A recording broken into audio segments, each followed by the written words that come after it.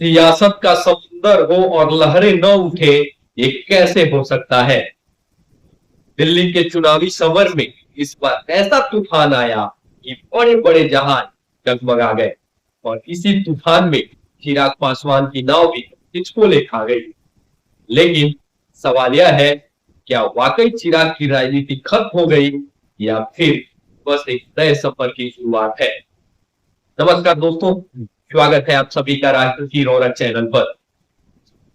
दिल्ली विधानसभा चुनाव के नतीजे सामने आ चुके हैं और इन नतीजों ने कई बड़े नेताओं के राजनीतिक कद को हिलाकर रख दिया है।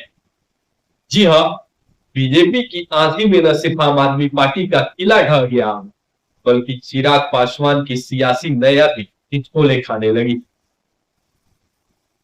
सवाल यह है कि आखिर ऐसा क्या हुआ कि चिराग पासवान, जो बिहार की राजनीति में युवा चेहरा माने जाते हैं, दिल्ली में अपनी जमीन नहीं बचा सके।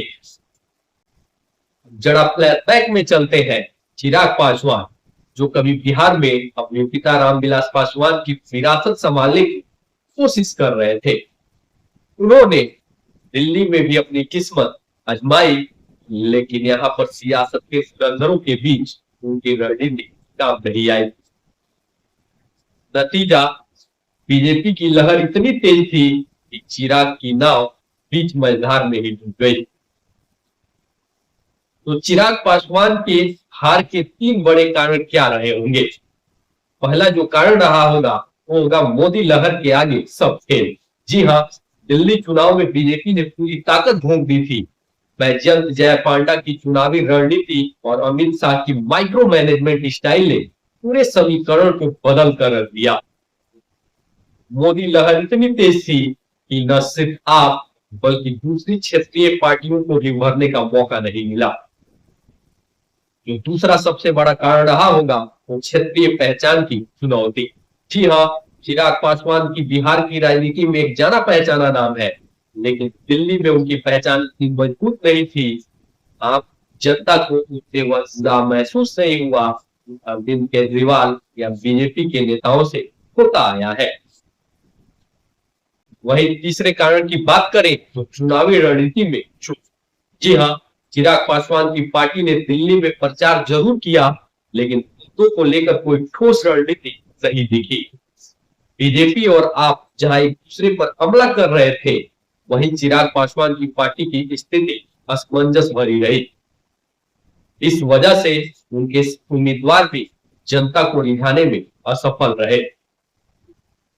संभावित चौथा जो कारण होगा वो हो सकता है क्या सीट का ऐतिहासिक रिकॉर्ड भी बना।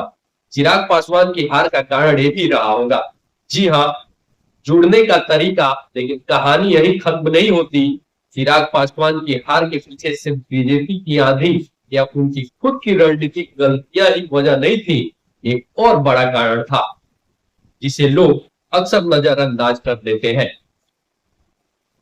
क्या आपको पता है कि जिस सीट से चिराग को टिकट मिला था, वहां से आज तक बीजेपी भी कभी नहीं जीती। जी हाँ, इस सीट का एक दिलचस्प इतिहास है। जहां से चिराग पासवान चुनाव लड़े, वहां के मतदाताओं का पैटर्न हमेशा कुछ अलग ही रहा है। क्या चिराग की हार के पीछे एक फैक्टर भी जिम्मेदार था?